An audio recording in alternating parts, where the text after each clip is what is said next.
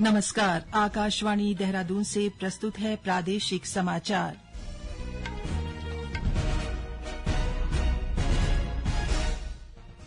पहले मुख्य समाचार। प्रधानमंत्री नरेंद्र मोदी आज नई दिल्ली में रायसीना डायलॉग 2025 के 10वें संस्करण का उद्घाटन करेंगे। गोविंद बल्लभ पंत कृषि एवं प्रौद्योगिकी विश्वविद्यालय ने QS वर्ल्ड यूनिवर्सिटी रैंकिंग में 102 पायदान की छलांग लगाई। केंद्रीय वित्त मंत्री निर्मला सीतारामन आज प्रधानमंत्री इंटर्नशिप योजना के लिए ऐप लॉन्च करेंगी। और भारतीय मानक ब्यूरो के क्वालिटी कनेक्ट कैंपेन के तहत चमोली जिले में उपभोक्ताओं को गुणवत्ता युक्त और नकली सामान को परखने की जानकारी दी जा रही है।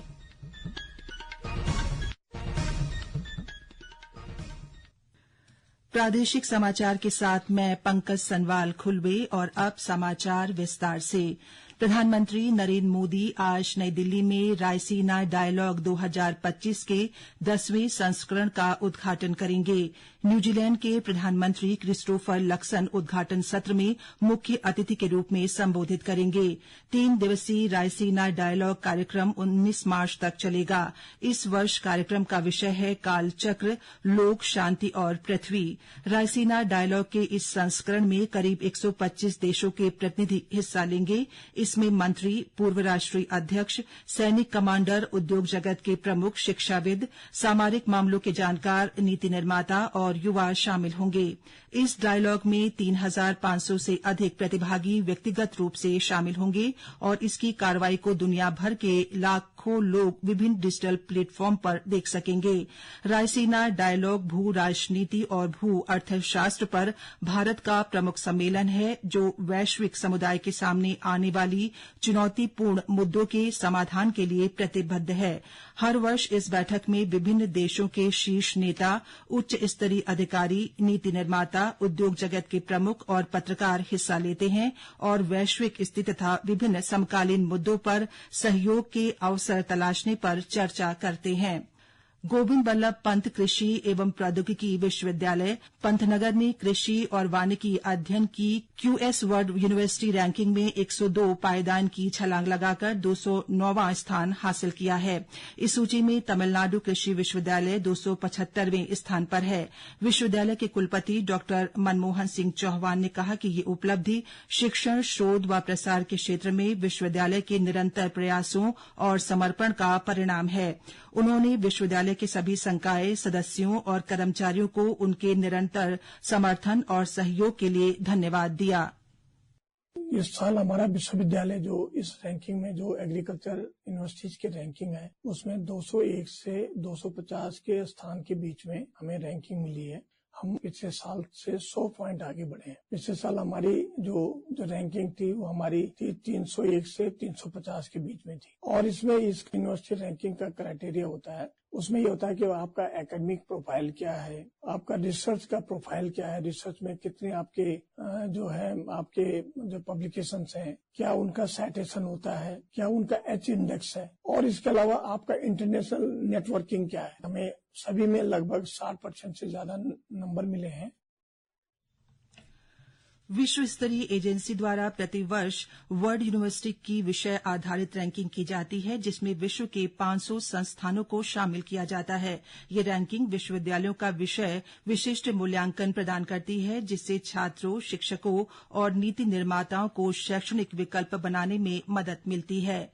ऋषिकेश से भाजपा विधायक प्रेमचंद्र अग्रवाल ने अपने समर्थकों से बाजार बंद न करने की अपील की है। श्री अग्रवाल के मंत्री पद से इस्तीफे के बाद उनके समर्थकों ने बाजार बंद करने की घोषणा की थी, जिसका असर डोईवाला में देखने को मिला। श्री अग्रवाल ने कहा कि बाजार बंद करना सही नहीं है। उन्होंने सभी से अपने प्रतिष्ठान खोलने का आग्रह किया है।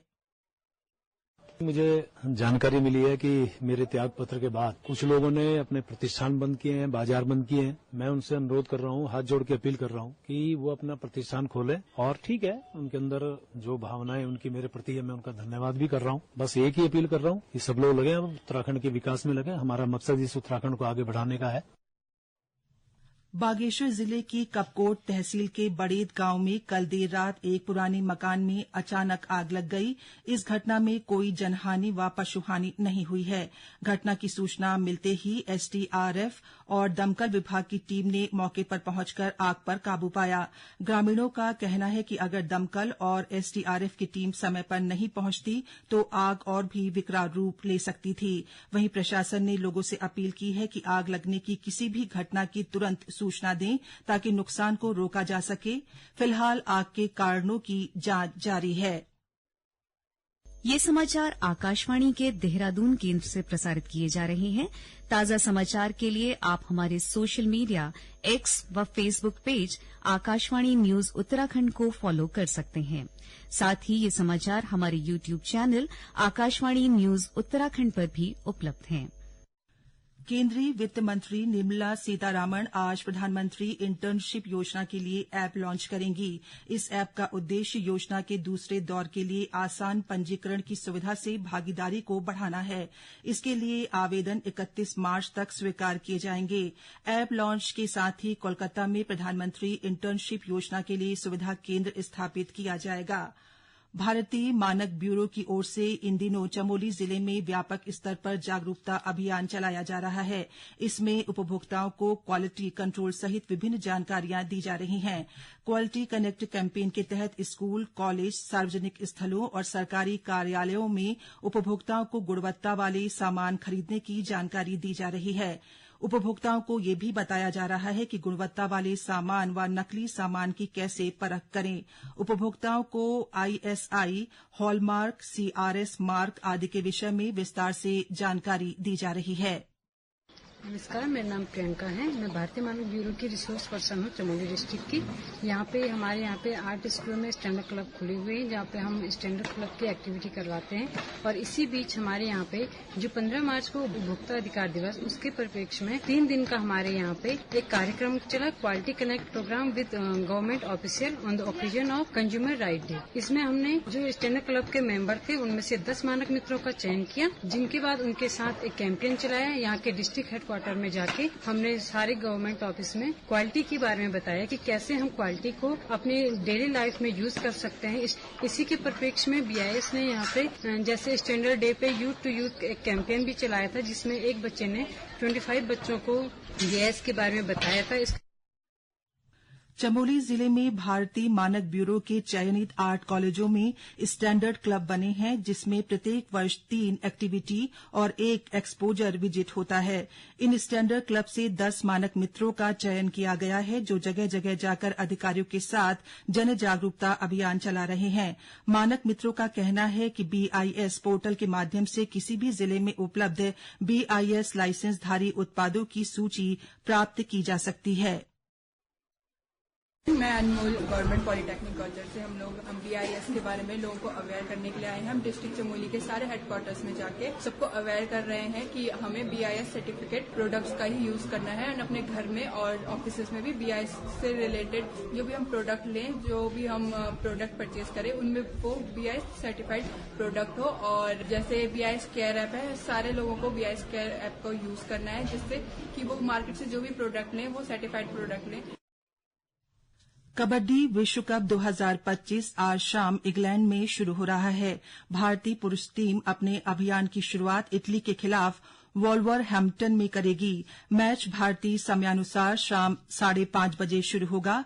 7 दिन चलने वाले टूर्नामेंट में यूनाइटेड किंगडम के वेस्ट मिडलैंड क्षेत्र में बर्मिंघम, कोवेंट्री, वॉलसॉर और वॉल्वरहैम्पटन में 60 से अधिक मुकाबले खेले जाएंगे। अंत में मुख्य समाचार एक बार फिर।